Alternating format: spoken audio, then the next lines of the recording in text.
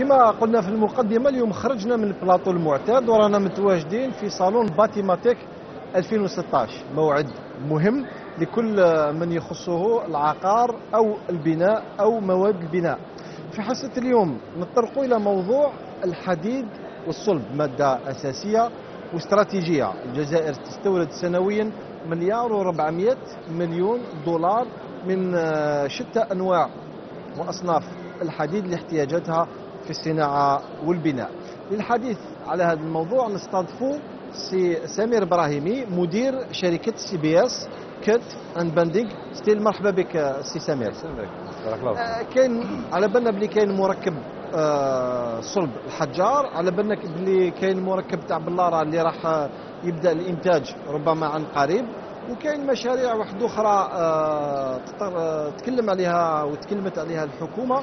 هل ممكن نقولوا ان بعد ربما 4 أو 5 سنوات واقع الحديد في الجزائر يتبدل؟ اولا وقبل كل شيء شكرا لكم على هذه الدعوه. لعل من خلال هذه الحصه CBS تشارك في بناء عقاركم بالحديد او بالخبر النافع. الجزائر حقيقه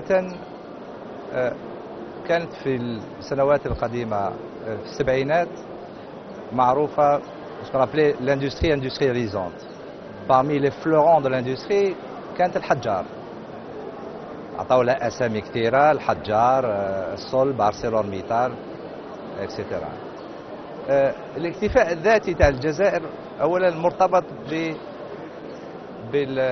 بالنشاط البناء في الجزائر. ما نقدرش نحصيو الاكتفاء الذاتي اذا احنا بحاجه الى اكتفاء ذاتي او هذا الانتاج راح يتوجه للتصدير. في الوضع الحالي إذا اعتبرنا أنه comme on dit dans le bâtiment, quand le bâtiment va, tout va. قاعدة اقتصادية. قاعدة اقتصادية. Donc si les choses continuent dans leur lancée, aujourd'hui nous avons un déficit de 2 millions de tonnes par an.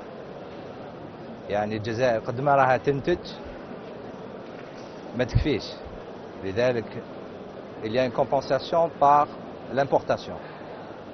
Donc dire que les investissements qui vont venir en Algérie حقيقة الجزائر حتنتفع منهم بطريقة أو أخرى، إما داخليا أو ستكون متوجهة للتصدير لأنها في موقع استراتيجي بحكم أن المادة الخام يعني المينري كاين متواجد في الجزائر، يعني الجزائر الله يبارك بحجم قارة. ولكن الناس كثير يغلطوا أنه المادة الأولية في إنتاج الحديد ليست أصلا فقط في الحديد، لأنه 50% من إنتاج الحديد هو الغاز. يعني الطاقة باش تولد المنشأة المركب. Pour faire une aciérie, il faut une injection de ce qu'on appelle un système de réduction directe. باش تستخرج المادة الأولية من التراب وباش تسخنها، يعني باش تخرج الفولاذ الخام، il faut une grande consommation d'énergie. يعني تلحق حتى 6000 درجة وقيلا. هذيك سي 6000 درجة باش تكون على علم سي لا كرياسيون دو لومانيتي. لأنه الحديد كما يقول الله سبحانه وتعالى إنا أنزلنا الحديد وجعلنا منافعا للناس وبؤسا شديد. صدق الله العظيم. صدق الله العظيم. لأن الحديد هذا مستنزل، ومستنزل أصلا on revient un peu dans le sens étymologique de l'importance du fer.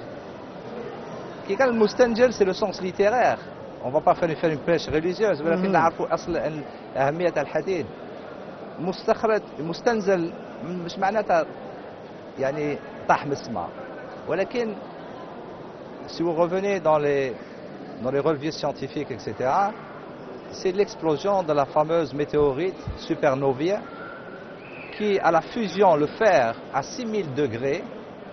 C'est pour ça que le soleil ne peut pas constituer du fer, parce que le soleil a une température qui dépasse les 6000 degrés. Il dépasse de loin. Donc l'acier ne peut pas se former. Donc en revenant à la formation de l'acier, la formation de l'acier ne peut se faire que par une fusion, une explosion.